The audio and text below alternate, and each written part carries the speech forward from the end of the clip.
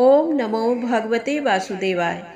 आप सभी का हमारे YouTube चैनल पर हार्दिक स्वागत है। आज सुने पुरुषोत्तम मास महात्म 27वें अध्याय की कथा। आशा है पिछले वीडियो की कथा आपने अवश्य सुनी होगी। अब आइए सुनते हैं आगे की कथा। श्री नारायण बोले, इस प्रकार कहकर मौन हुए मुनीश्वर वाल्मीकि मुनि को सपत्नीक राजा दृढ़धनवा ने नमस्कार किया और प्रसन्नता के साथ भक्ति पूर्वक पूजन किया। उस राजा दृढ़धनवा से की हुई पूजा को लेकर आशीर्वाद को दिया, तुम्हारा कल्याण हो। पापों का नाश करने वाली सरयू नदी को मैं जाऊंगा। इस समय हम दोनों को इस प्रकार बातें करते सायंकाल हो गया। ये कहकर मुनि श्रेष्ठ वाल्मीकि मुनि शीघ्र चले गए। राजा दृढ़धनवा भी सीमा तक वाल्मीकि मुनि को पहुंचाकर अपने घर लौट आया। घर जाकर अपनी गुण सुंदरी नामक सुंदरी स्त्री से बोला। राजा दृढ़धनवा बोला, ऐ सुंदरी, राग द्वेष लोभ मोह मद मात्सर्य इन 6 शत्रुओं से युक्त गंधर्व नगर के समान इस असार संसार में मनुष्यों को क्या सुख है। कीट विष्ठा भस्म रूप और वात पित्त कफ इनसे युक्त मल मूत्र रक्त से व्याप्त है। ऐसे इस शरीर से मेरा क्या प्रयोजन है। हे बरारोहे, अध्रुव शरीर से ध्रुव वस्तु एकत्रित करने के लिए पुरुषोत्तम का स्मरण कर वन को जाता हूँ। तब वह गुण सुंदरी ऐसा सुन के विनय से नम्रता युक्त तथा शुद्धता से हाथ जोड़ अपने पति से बोली। गुण सुंदरी बोली, हे नृपते, मैं भी तुम्हारे साथ चलूंगी। पतिव्रता स्त्रियों के पति ही देवता हैं। जो स्त्री पति के जाने पर पुत्र के गृह में रहती है, वह स्त्री पुत्र वधू के अधीन हो पराये गृह में कुत्ते के समान रहती है। पिता स्वल्प देता है और भाई भी स्वल्प ही देता है। अत्यंत देने वाले पति के साथ कौन स्त्री नहीं जाएगी। इस प्रकार प्रिया की बात को स्वीकार कर पुत्र का अभिषेक कर स्त्री सहित शीघ्र ही मुनियों से सेवित वन को गया। दोनों स्त्री पुरुष हिमालय के समीप गंगा जी के निकट जाकर पुरुषोत्तम मास के आने पर दोनों काल में स्नान करने लगे। हे नारद, वहां पुरुषोत्तम मास को प्राप्त कर विधि से पुरुषोत्तम का स्मरण कर भार्या सहित तपस्या करने लगे। ऊपर हाथ किए बिना अवलंब पैर के अंगूठे पर स्थिर आकाश में दृष्टि लगाए निराहार होकर राजा श्री कृष्ण का जप करने लगे। इस प्रकार व्रत की विधि में स्थित हुए तपोनिधि राजा की पतिव्रता रानी सेवा में तत्पर हुई। इस प्रकार तप करते हुए राजा का पुरुषोत्तम मास संपूर्ण होने पर घंटिमाओं के जल से विभूषित विमान वहां आया। ऐसे तत्काल आए हुए पुण्यशील और सुशील सेवित विमान को देख स्त्री सहित राजा आश्चर्य युक्त हो विमान में बैठे हुए पुण्यशील और सुशील को नमस्कार किया। वे स्त्री सहित राजा को विमान में बैठने की आज्ञा दिए। स्त्री सहित राजा विमान में बैठ के सुंदर नवीन शरीर धारण कर तत्काल गोलोक को गए। इस प्रकार पुरुषोत्तम मास में तप करके भय रहित लोक को प्राप्त होकर हरि के निकट आनंद करने लगे। और पतिव्रता स्त्री भी पुरुषोत्तम में तप करते हुए पति की सेवा कर उसी लोक को प्राप्त हुई। श्री नारायण बोले, हे नारद, मेरी एक जिह्वा है, इस समय इसका क्या वर्णन करूं। इस पृथ्वी पर पुरुषोत्तम के समान कुछ भी नहीं है। सहस्र जन्म में तप करने से जो फल प्राप्त नहीं होता है, वह फल पुरुषोत्तम के सेवन से पुरुष को प्राप्त हो जाता है। श्री पुरुषोत्तम मास में बुद्धि पूर्वक अथवा अबुद्धि पूर्वक किसी भी बहाने यदि उपवास, स्नान, दान और जप आदि किया जाए तो करोड़ों जन्म पर्यंत किए हुए पाप नष्ट हो जाते हैं।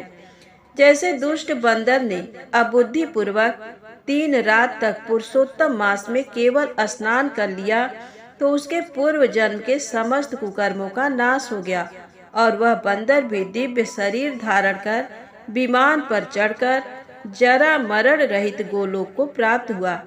इसलिए ये पुरुषोत्तम मास संपूर्ण मासों में अत्यंत श्रेष्ठ मास है, क्योंकि इसने बिना जाने से ही पुरुषोत्तम मास में किए गए स्नान मात्र से दुष्ट बानर को हरि भगवान के समीप पहुंचाया।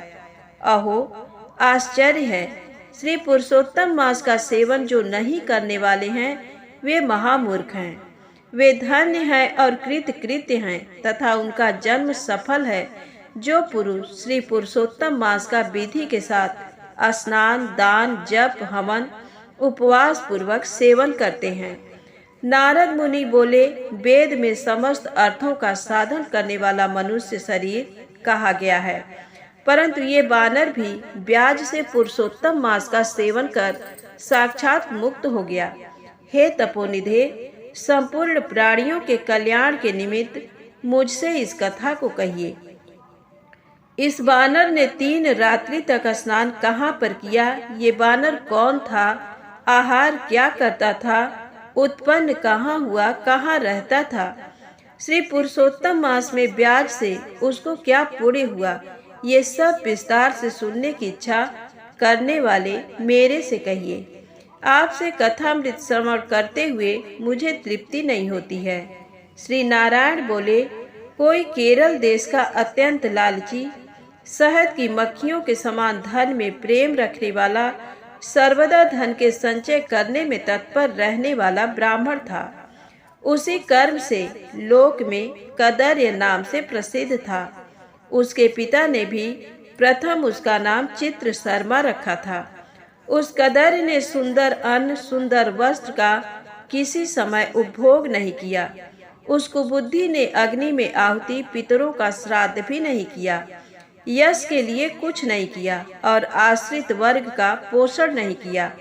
अन्याय से धन को इकट्ठा कर पृथ्वी में गाड़ दिया।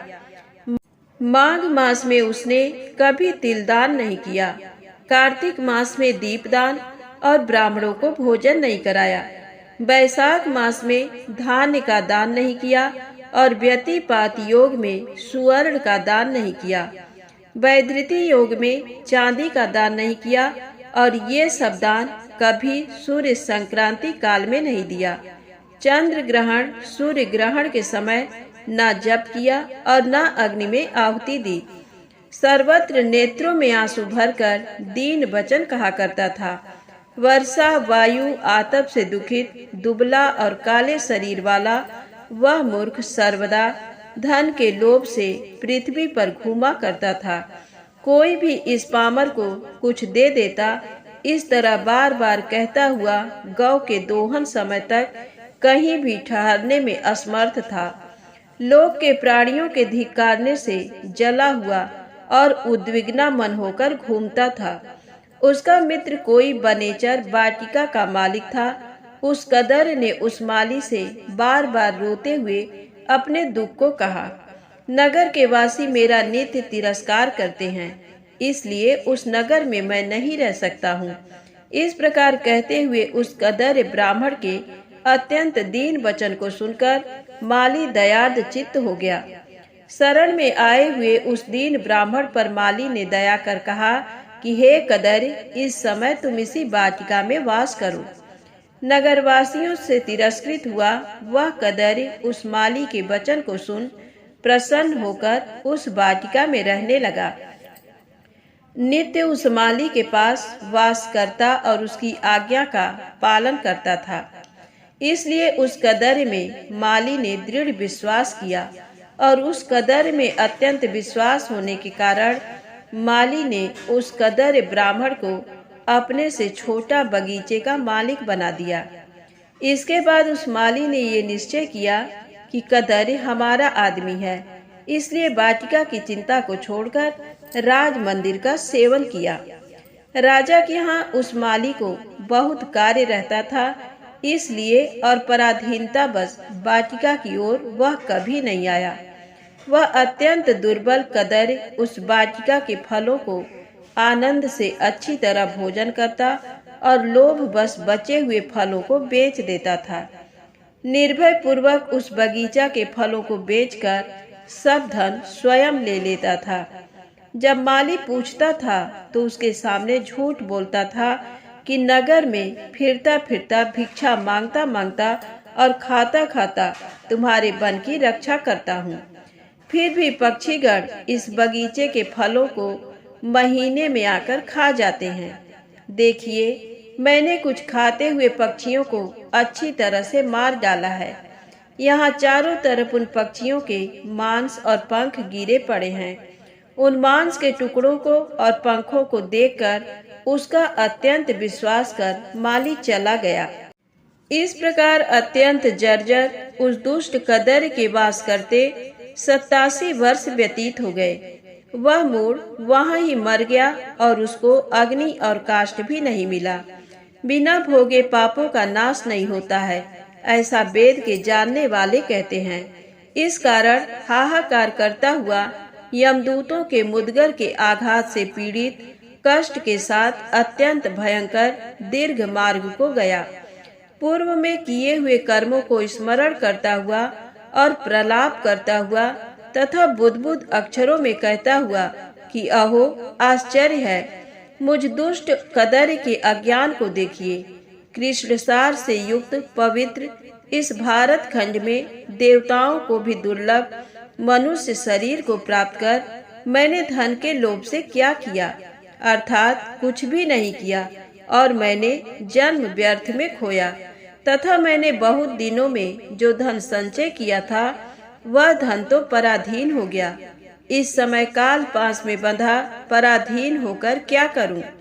प्रथम मनुष्य शरीर को प्राप्त कर कुछ भी पुण्य कर्म नहीं किया, न तो दान दिया, न अग्नि में आहुति दी, न हिमालय की गुफा में जाकर तपस्या की, मकर के सूर्य होने पर माघ मास में न गंगा के जल का सेवन किया, पुरुषोत्तम मास के अंत में 3 दिन उपवास भी नहीं किया और कार्तिक मास में तारागढ़ के रहते प्रातः स्नान नहीं किया। मैंने पुरुषार्थ को देने वाले मनुष्य शरीर को भी पुष्ट नहीं किया। अहो आश्चर्य है, मेरा संचित धन पृथ्वी में निरर्थक गड़ा रह गया। दुष्ट बुद्धि होने के कारण जीवन पर्यंत जीव को कष्ट दिया और मैंने जठराग्नि को भी कभी अन्न से तृप्त नहीं किया। किसी पर्व के समय भी उत्तम वस्त्र से शरीर को आच्छादित नहीं किया, न तो जाति के लोगों को, न बांधवों को, न स्वजनों को, न बहनों को, न दामाद को, न कन्या को, न पिता माता छोटे भाई को, न पतिव्रता स्त्री को, न ब्राह्मणों को प्रसन्न किया। इन लोगों को एक बार भी मिठाई से कभी तृप्त नहीं किया। इस प्रकार विलाप करते हुए उस कदर को यमदूत यमराज के समीप ले गए।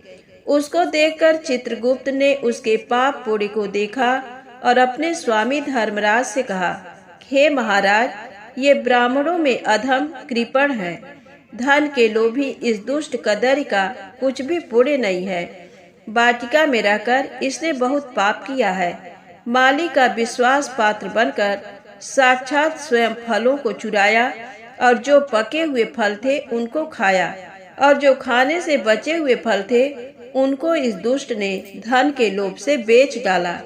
एक फलों के चोरी का पाप, दूसरा विश्वासघात का पाप। हे प्रभु, ये 2 पाप इस कृपण में अत्यंत उग्र हैं, और भी इसमें कई प्रकार के अनेक पाप हैं। नारद मुनि बोले। इस प्रकार ब्रह्मा के पुत्र चित्रगुप्त के वचन को सुनकर अत्यंत क्रोध से युक्त धर्मराज ने कहा कि ये कदर 1000 बार वानर योनि में जाए और विश्वासघात का फल इसको बाद में होवेगा। तो आज की कथा यहीं समाप्त होती है। यदि आपको वीडियो अच्छी लगे तो प्लीज लाइक अवश्य करिएगा। चैनल को सब्सक्राइब करें, शेयर करें। जय माता दी, जय भोलेनाथ।